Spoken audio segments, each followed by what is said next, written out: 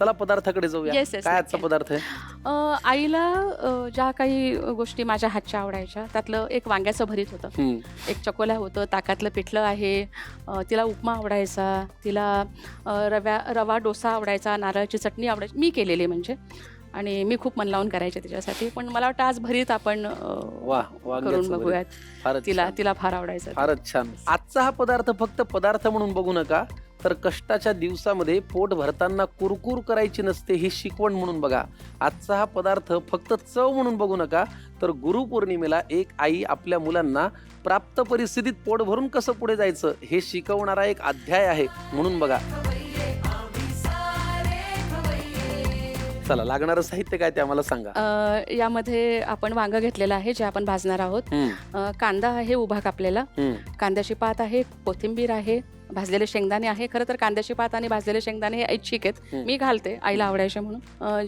जिरं मोहरी आहे, हिंग आहे, लाल तिखट, हळद आणि मीठ. ह्या सगळ्या गोष्टी शक्यतो आपल्या घरी असतातच, काही वेगळं बाहेरून आणायची गरज पडत नाही. बरोबर. आता तुमच्याविषयी जर आम्हाला बोलायला आवडेल, तुम्ही स्वतः सुद्धा लिहिता. लहानपणी जी कवितांची आवड तुम्हाला लागली ती फक्त आवड नव्हती, ते कुठेतरी मनात राहिलं असेल, झिरपलं असेल. तुम्हाला लिखाणाची गोडी कशी लागली? खरं सांगू का, मी 2010 पर्यंत एक ओळही नव्हती लिहिली. खरं सांगते. 2010ला ऑर्कुट म्हणून जे होतं ना, तेव्हा सोशल जेव्हा आपण ऑर्कुटे होतो आणि ऑर्कुट नंतर बंद झाला अर्थात, तेव्हा संपर्कात आले आणि तिथे एक कम्युनिटी होती काव्यांजली म्हणून, आणि तिथे बघितलं तर खूप साऱ्या कविता आणि खूप साऱ्या गझल. मग असं वाटलं काहीतरी की आपणही लिहायला पाहिजे, आणि अशी सनक आली आणि काहीतरी लिहिलो, खरडलो आणि तिथे पोस्ट केलं, टाकलं, जे नंतर मी सगळीकडनं डिलीट केलंय जे आता मला आठवतही नाही. आणि ते वाचल्यानंतर त्याचा कम्युनिटीचा जो काय असायचं ना, ते ॲडमिन त्याचा मला मेसेज आला की तुम्ही कधी गझल लिहिली आहे का, म्हणजे काही मदत लागली तर हाक मारा, असं ते वाक्य होतं की पहिला प्रयत्न उत्तम आहे. मग मला कळालं की मी गझल लिहिली आहे म्हणून. आणि हाक मारा म्हटल्यानंतर मी त्याला कॉन्टॅक्ट केलं, म्हणजे आम्ही बोलायला लागलो, आणि तेव्हा कळालं की आपण किती वाईट लिहिलंय आणि हे असं नाही लिहित. मी ते सगळीकडनं उडवलं, म्हणजे माझ्या ड्राफ्टमध्येही ते नाही आहे आता जीमेलच्या, आणि त्याच्याकडनं शिकले. सुधीर मुळीक माझ्या गुरुचं नाव आहे, आणि त्याला असं वाटलं की मी लिहू शकते, मी लिहावं, आणि लोकांना आवडत केलं आणि मी लिहित केलं. तर तुम्ही जे लिहिले त्यातल्या कुठल्याही 2, 4, 6, 10 ओळी आम्हाला? अगदी बघा, त्याची आठवलं ते बोलते. दिली वारशाने महंती मला, व्यथांची मिळाली पसंती मला. अरे वा वा वा वा वा. दिली वारशाने महंती मला, व्यथांची मिळाली पसंती मला. जरा थांब बना सावलीला सखे, उन्हानेच केली विनंती मला.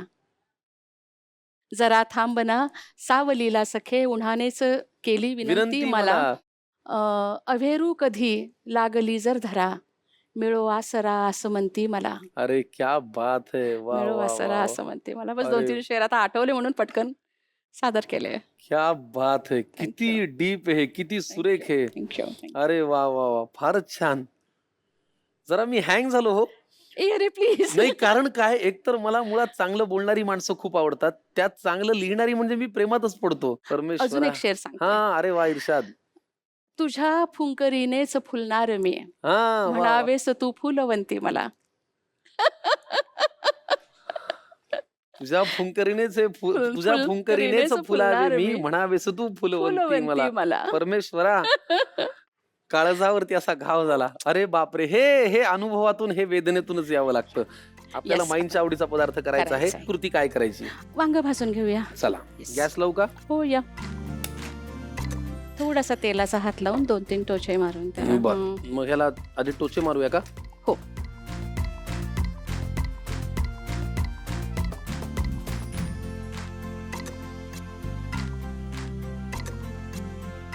तुम्हाला समाजसेवा करताना पण वेगवेगळे अनुभव आले असतील, म्हणजे माईंचे अनुभव तर वेगळेच. हो. सध्याच्या काळात आता तुम्हाला काय वेगवेगळ्या सिच्युएशन्स आणि कंडिशन्स पाहायला मिळतात? काही नाही, फारसं काही बदललेलं नाहीये रे. उलट जे आहे ते खूप जास्त वाढत चाललंय. म्हणजे मी आता मुलांसोबतच काम करते ऑफकोर्स. जर कुठल्याही शाळेच्या बाहेर, शाळा सुटताना जाऊन जर उभं राहिलं ना, तर कळतं ज्या पद्धतीची भाषा मुलं बोलतात, ज्या पद्धतीचे विषय मुलं बोलतात, आणि जे विषय, जी पद्धत तुमच्या घरापर्यंत येऊन पोहोचते ना, ठोका चुकतो काळजा असा की आपण किती काम करायला हवं या गोष्टींवर. अरे बाप. मुळात कसं झालंय माहिती हे सोशल मीडिया अँड ऑल ह्या गोष्टींनी नको इतकं एक्सपोजर दिलंय. आमच्या लहानपणी आम्ही जे मोठं झालो ते ठराविक विषय आम्हाला कळत कळत स्टेप बाय स्टेप मोठं झालोय. आपण या लहान मुलांसमोर इतके सगळे विषय इतक्या सगळ्या पद्धतीने मांडतोय ना की तर त्यांची चुकी नाहीच आहे, नाही, बरोबर आहे. अजिबात नाहीये त्यांची बरोबर चुकी. आहे. पण ते इतके कन्फ्यूज आहेत आणि मग त्यांना प्रॉपर जर गायडन्स नाही मिळाला, प्रॉपर जर त्यांना कोणी सांगितलं नाही ना, मग त्यांना हवा ते अर्थ काढून ते मोकळे होतात. मग तर त्यांची काय चूक आहे. आणि अशा वेळेला जर आपण त्यांच्यासाठी नसू मग हा दोष आपला आहे, त्यांचा नाहीये बरोबर. दोष आहे. आता हे भाजल्यावर वांग पुढे काय सोलून घ्यायचं? सोलून घ्यायचं ठीक आहे. वांग काय लगेच भाजल्या भाजल्या सोलता येत नाही. नाही. त्याचा असा चटका बसू शकतो की काही त्याचं नाव असते, हो की नाही? त्याच्यामुळे वांग जरा थंड झालं, त्याचा राग जरा शांत झाला की मग आम्ही त्याची सालं काढून घेतो. ओके. येस. वांग भाजून त्याची सालं आम्ही काढून घेतलेली आहेत आणि आता ते पुरेसं शांत झालेलं आहे, म्हणजे नॉर्मल आलेलं आहे. पुढची कृती करूया त्याआधी अजून एक प्रश्न. सगळं जग थांबलं लॉकडाऊनच्या काळात, कोरोनाच्या काळात, त्यावेळेला तुम्हाला जरा आई बरोबर वेळ घालवायला मिळाला असेल ना? अगदी. त्यावेळेला मला पहिल्यांदा आईबरोबर वेळ घालवायला मिळाला मनसोक्त. कुठे आणि हे कुठे? हे आई तेव्हा मांजरीला होती, म्हणजे जिथलं काम मी बघते. मांजरी? हा, पुण्यामध्ये पुण्यामध्ये. हडपसर जवळ. अच्छा. आणि ते 2 वर्ष लॉकडाऊनची आई तिथेच होती. हा. 4थ्या मजल्यावर आईची रूम आहे. त्या खिडकीतनं ती बाहेर बघत असायची आणि तिथल्या गाडीचा आवाज नाही, माणसांचं काही बोलणं नाही, काही नाही. अस्वस्थ व्हायची आणि मग ती मंत्रालयात फोन लावायची. मंत्रालयात? हा. हा. आणि तिथे विचारायची की हा कोरोना किती तारखेला जाणार आहे. हो. आणि मला हे अविनाश दादांनी सांगितलं होतं. तेव्हा ते दादांचे पिये होते आणि त्यांना म्हणजे फोन अजित करायचे. दादांचे? हा, अच्छा. अविनाश दादा. आणि त्यांना माझे बाबा हा करोना किती तारखेला जाणार आहे रे. तो म्हणायचा का गं बाई. नाही रे, मला भाषणं घ्यायची आहेत पुढची, तर हा तारीख कळली तर मी पुढची भाषणं घेईन ना त्यासाठी. मग ते विचारायचे तू आता कुठे आहेस. बाबा मी मांजरीत आहे. तिथे आता कोण आहे. ममता आहे. मग ते मला फोन करणार आणि सांगणार की माई ठीक आहेत ना वगैरे, आणि त्यांना कुठे बाहेर पडू देऊ नका. त्या काळात मी तिला इतकं काय काय सांगितलं होतं, कारण प्रचंड हट्टी होती. बाल हट्ट म्हणतो ना आपण, कारण ती हळूहळू ना असे लेकरू रूपांतर होत होतं ते छोट्या लेकरामध्ये. पण खूप भोळी. मी जे मगाशी म्हटलं ना की कोरोना म्हणून कुणीतरी आलंय आणि ते जाणार आहे, मग ती तारीख कळायला हवी. पण हे मी पाहिलंय की प्रत्येक मोठ्या होणाऱ्या माणसाच्या मनात एक लहान मूल असतं आणि ते लहान मूल जपणं ना खूप भारी असतं, खूप भारी. आपण तेव्हा मोठे होतो, म्हणजे आई तिच्या भाषणांमधनं बरेचदा सांगायची. खरं तर तो तिचा आणि माझा खूप पर्सनल एक क्षण होता की मला माझ्या आईची आई व्हायचं आहे म्हणून.